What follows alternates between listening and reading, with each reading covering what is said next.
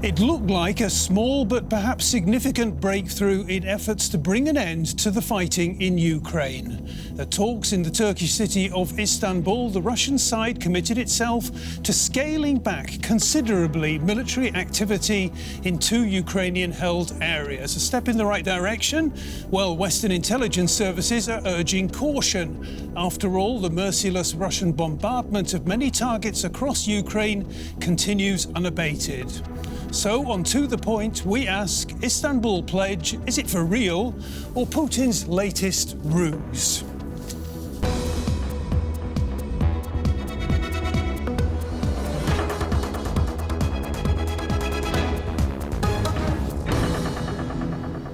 Thank you very much indeed for joining us here on To The Point, where my guests are Cathryn Clüver Ashbrook from the Global Public Policy Institute. Also with us is Karolina Wigura, a sociologist and historian of ideas with the Bosch Academy.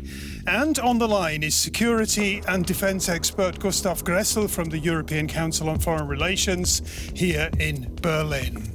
And I would like to begin with Gustav Gressel. And Gustav, coming out of the Istanbul meeting, there were a lot of commentators saying that the Russia-Ukraine peace talks have entered what the New York Times called a new phase. So what we need to know is what happened and what not.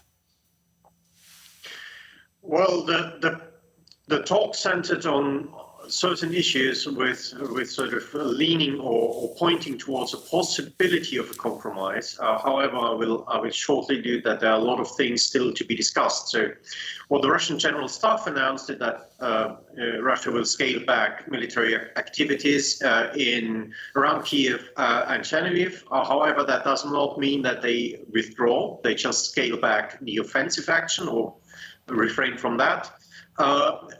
Ukrainian neutrality in exchange for security guarantees are sort of a matter of discussion, although yet we don't know how exactly these security guarantees should be implemented. The second thing is that Crimea and the Donbass would be excluded from this security guarantees, and they would sort of move to a special status. Basically, Ukraine saying that sort of they will be excluded from this peace agreement, and the final status would be decided upon later on. However, here again, Donbass, the Ukrainians refer to the Donbass held by Russia up until February this year, the so-called contact line, while the Russian side refers to the Donbass in terms of the full entity of the Luhansk and Donetsk Oblast. Okay, great. And other things that are still unclear are ceasefire, troop withdrawal, the sequence of these, and the sequence of a referendum and who shall participate and which kind of counties and oblasts were to take part in it, were Ukraine to have a referendum on whatever proposed. Okay, meanwhile, so in response to all that, President Zelensky is telling anybody who'll listen that his people are not naive, that he is very sceptical about Russia's intentions. Is that understandable? Oh, yes, of course. I mean, not only did Russia launch this war unprovoked, the other issue is we have actually a very rich history and experience on negotiating a very flurry and fluffy agreement, the Minsk I and the Minsk II agreements with Russia, where Russia actually walked back from what it has signed quite immediately after the negotiations, where the terms were interpreted very differently in Moscow and in Kiev, or in Moscow and in the rest of the world. And implementation was basically never happened to a full extent, and hence the agreements were not what they seemed to promise. And of course, Ukrainians are afraid that any new ceasefire agreement or peace agreement with the Russians would go down the same road. Okay, let's bring Cathryn in. You've been nodding, yeah. I think Gustav is absolutely right to point out that we don't have a lot of precedents to, quote unquote, now put trust on the table vis-a-vis the Russian side. I mean, he's pointed to the Minsk agreements, but even when it comes to the mere idea of a de-escalation, at least over time, just look at what happened in Syria, what happened around Aleppo, what happened in all of the conflicts that the Russians have been engaged in. You could even think about what is happening now in Mali. Every place the Russians have been engaged, it has been a tactical game that's embedded into what we're now seeing as a much more largely nefarious strategy. And if we misread Vladimir Putin for the past 15 or 20 years, why would we now start accepting a narrative that the Kremlin is putting out around these issues when we see, their definition of a humanitarian corridor is not one that leads to the West and alleviates human suffering. It's one that leads to Russia and leads to some version of incarceration camps or nefarious questioning. So I do think that, Western intelligence services have been to the point up to this point. Mm-hmm. We should continue listening to them and heeding their advice. Karolina, how do we stop misunderstanding Vladimir Putin? We start listening to him. We take him at his word. Vladimir Putin was never hiding what he was actually thinking. And if you look into his older speeches, into his older texts, it's quite easy to see that this idea that Ukraine should be a part of Russia, that actually there is this Ruse, the whole Ruse ideology, that there is a whole Russian culture that involves also Ukraine and Belarus. And he was not hiding it from the very beginning. Mm-hmm. It's just that we could perhaps misread him because at the same time we were listening to his speeches, like, for example, in the Bundestag in 2000, in the year 2000, when he was eager to speak about democracy, etc., but at the same time he was attacking Chechnya in a very vicious way. So if he doesn't hide his ideas, if he doesn't hide his motivation, what is his motivation at this point in time? What is driving Vladimir Putin? I would say emotions. I would say that what is driving him is a kind of resentment. He has attempted to appear more Western in the very beginning of his career. Then he became perhaps full of resentment because he decided it's not a good way to go in Russia. It's a completely different idea. And what he is driven by is also, I do believe, the goal to destroy Ukraine, just destroy it because it has said no. The Ukrainians said no, they didn't want to become a part of Russia. Thus, this is a war which has a goal of destroying Ukraine completely. And this is not just about the military situation. This is about the personal clash between President Zelensky and Putin. Who has the upper hand there at the moment? Or describe the interaction for us, if you can. Well, I think right now in the West, it's hard to find a figure that's more moral and more righteous than Vladimir Zelensky. I mean, he and his people have carried effectively the price of freedom. And I think the American president in his speech in Poland, but also his pronouncements at the summitry made that entirely clear. But of course, in his context, Vladimir Putin, and we see this both in the surveys that are done in the country, we see this when we get the snippets of the propaganda that is being fed to the Russians. The imperialist vision, this combination that Putin has really put together in such almost a nefarious genius tactical way, in that we're observing sort of a 19th century war that seemingly is about territory. The intent is to break apart, as we were just discussing, the 20th century security architecture into pieces that will force us to reconstruct what we have, and then doing it with 21st century methods, that there's an element of cyber, that there's an element of hybrid, that there's all sorts of other components that will aid in his tactical ambitions, but that the manifestation will be, or he will try to have the manifestation be, territorial increased annexation, just allows him to continue to feed the image in country that he is establishing himself as, a sort of a novel Tsarist imperialist figure. And talking about images and talking about how images are fed, perhaps I'd just like to go back to Gustav for a second, because we've had this line coming in the last several hours and more, questioning whether Vladimir Putin is actually being given by his intelligence services the full truth. What can you tell us about that? Do you have any sources that can fill us in on what's going on there? Well, it's hard to assess because I don't have an intelligence agency that has access to internal Russian cables, so it's hard to guess. But the problem is with authoritarian systems and with authoritarian systems who are entrenched for such a long time, that the leader picks people who are like-minded, who share the same vision, and that is something that has been observed over actually the past years, that Putin only believes in news that feed to his ideological and sort of historic mindset. So it is very likely, even if he's fed with other intelligence, he might not consider them serious. And the people sort of to advance their own careers feed him with stuff they think he might like, is also quite likely. The other thing is, of course, to what extent will it alter the Russian course in the affair? That is hard to predict and hard to say. I mean, the future of Ukraine and the future of Europe is now decided on the battlefield, and on the battlefield, of course, it doesn't matter what Putin thinks of the affairs. Okay, well, it matters what happens. Okay, thanks for that. Now, only recently, President Zelensky set out his vision of a post-war Ukraine. This is how it might look, and let's talk about that in just a second. Security guarantees and neutrality, non-nuclear status of our country. We are ready to go for it. That's the most important point.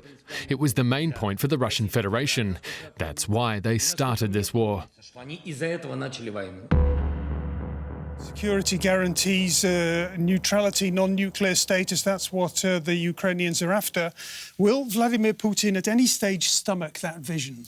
Well, in negotiation, you always have to give the other side something that allows them to save face. And the whole bit about the non-nuclear piece is, of course, the Ukrainian president playing very clearly and cleverly to what the Russian audience is seeing. Because, of course, Ukraine has been non-nuclear since the 90s. That was part of the original Budapest memorandum and agreement.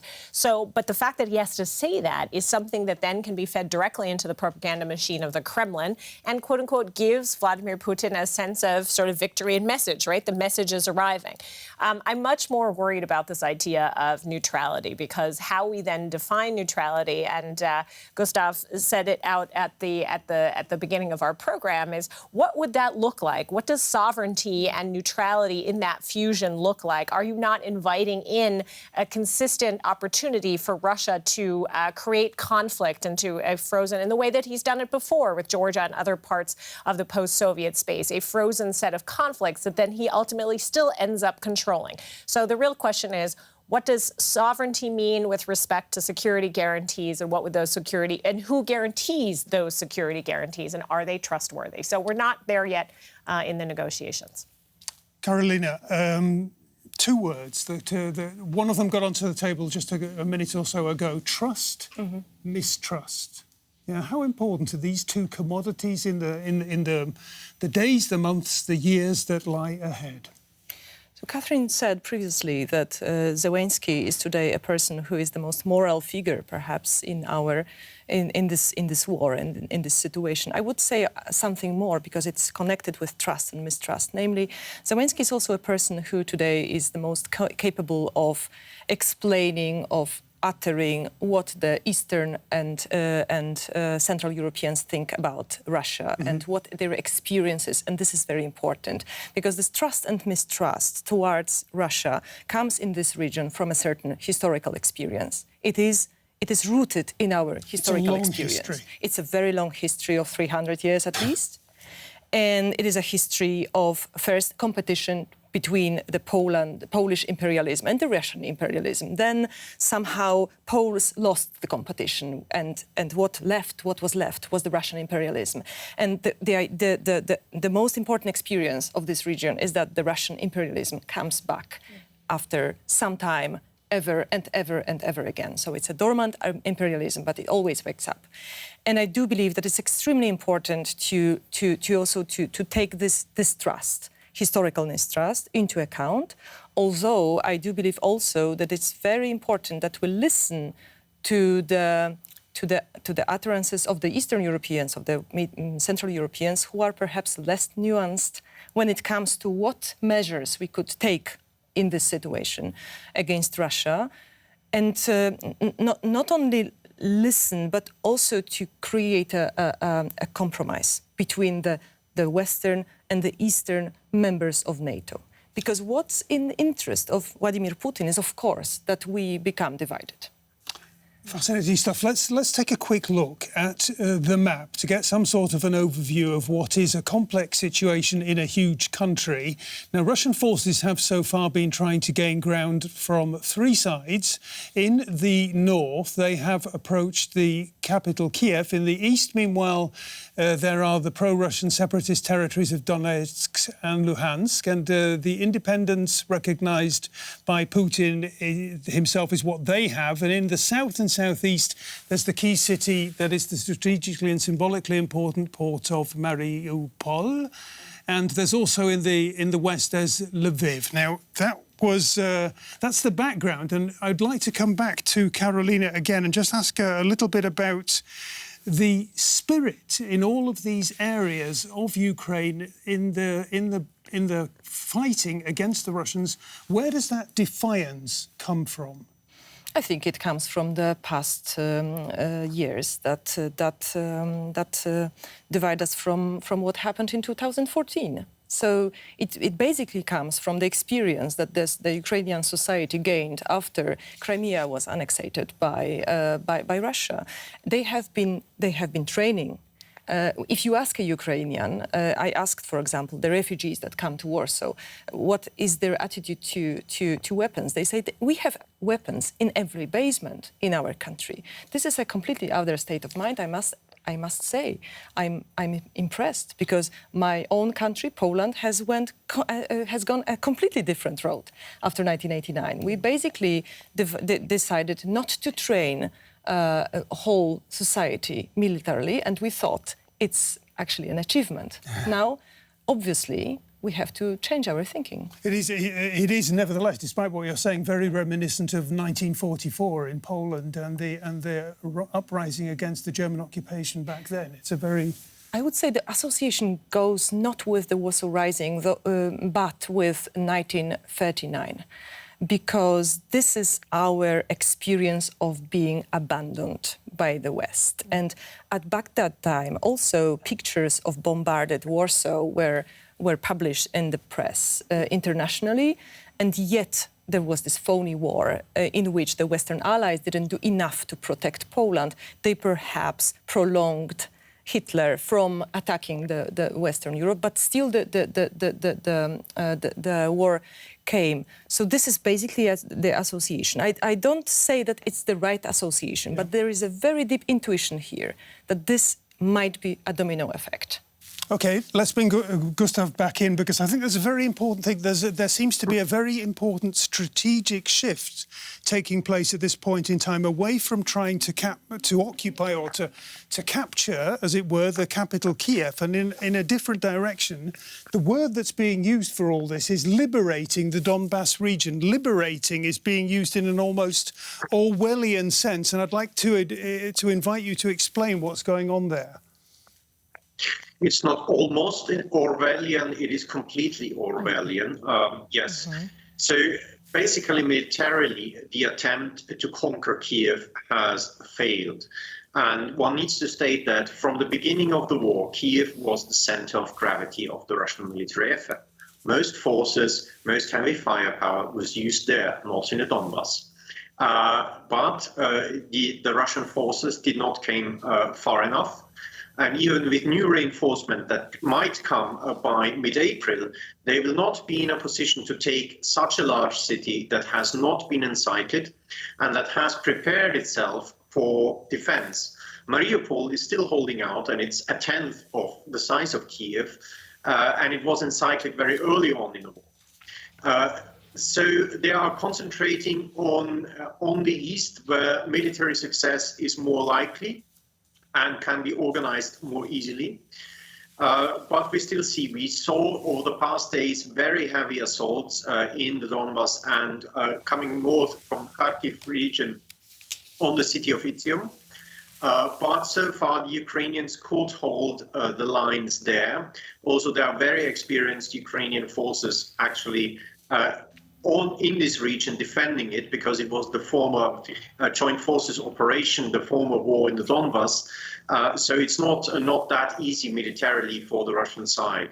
But still they try, and this seems to be something they might sort of look for freezing the war then once they have reached the oblast borders in Donetsk and Lugansk. Okay, and I'd like to just bring Cathryn back in again. And the question I have is where is all this going? Where, how's it going to end? We've got the sanctions, we've got the weapons, we've got the tough talking, we've got troop deployments, and so on and so forth. Is that going to lead to somehow to prove to be a sort of a game-changing model? Well, I think it's going to be really difficult to figure out what the idea of sovereignty and territorial control means in this particular situation, because as Gustav was already pointing out, if the one way, if Putin's plan really is, as quote unquote the dying petro state that it is, given what we are seeing in climate change and the transformational situation in which we find ourselves globally, if his real way to settle this would be to claim the south, the key ports of Mariupol, possibly Odessa, all the oil-rich shale and oil territories in the east, if that's his goal, to kind of just put a stake in the ground of global competition, then that's what he's going to try to push for. But on the side of the EU and of NATO, potentially, though that possibility has now sort of moved off the proverbial negotiation table, you would have, if in fact the Ukraine does join the EU long term, you're baking in a conflict into the largest historical peace project there has been in this world. And how would that actually function? What would prevent Vladimir Putin from continuing his various tactical maneuvers, this sort of death by 1,000 cuts, even if it's not kinetic and militarily spoken, in the long term, of keeping this up? Cyber, hybrid, all the issues that I've already mentioned. We're looking at a very, very insecure situation, and I think we're looking at a very, very long situation, because what Putin is going to try to do... There had been the sense until recently this could be, a devastating, horrible, awful war, but it could be a short war. Well, exactly, and I think now we're having to come to the realization that, in fact, a long, drawn-out, protracted sort of death by 1,000 cuts maneuver might hurt the West more, because the cohesion, right now, what is the main tool and asset of the West, quote unquote, and I'm thinking of the West writ large, Australia, Japan, everybody who's part of the sanctions package and regime, is to keep that package together. And the longer this goes on, and the more the sanctions hurt, and they will hurt our societies in the West, and the less prepared we are for that pain, the grander, the bigger the hand of Vladimir Putin becomes. And that is where the danger lies. So time is a critical factor here. So many interesting, so many wise words. We're running out of time, but we're sitting here in Berlin, in the German capital. So I would like to give one of you, I think, Karolina, the opportunity. Germany has been accused of being too cautious, of staying at home, of being non-committal, of being reluctant to get involved fully here and support. Thousands and thousands of people who have been devastated and destroyed their livelihoods. Is that a fair charge made against Germany? I think that Germany is now undergoing a very serious process of change, and this has been launched by this war. There is no other way. It's a new Germany. Perhaps, indeed, from the Eastern European point of view, I could say, perhaps it would have been wise to say earlier that such projects as the Nord Stream pipelines were never merely economic projects, never. But perhaps it's also not good to look into the past. Perhaps it's even more important to think about Germany tomorrow, Germany in a couple of in a couple of years, whether what its attitude towards own military potential will be, what its attitude towards helping Ukrainians and helping other nations that could also be attacked by Putin. It's much more important. And as for that, I have seen a lot of reason and a lot of cautious, but also courageous reactions here. Okay, for one final word from Gustav, can Ukraine even begin to dream of a new start at any time in the near future? Well, they're deciding their future on the battlefield, and this is what they're concentrating on. It's not over yet. They have shown tremendous amount of determination and skill in defending themselves. However, they still need a lot of Western support. The war will not end soon. Russia is destroying their infrastructure and especially their defense industry. They will need resupply. Resupply can only come from us. And we have our task to play as well in this game. Okay, thank you all for being with me today. I wish we had just a little bit more time. Fantastic thoughts. We've been talking about the war in Ukraine and what might prove to be a very, very important juncture in that conflict. Thanks for joining us. Come back next time. Until then, bye-bye and tschüss.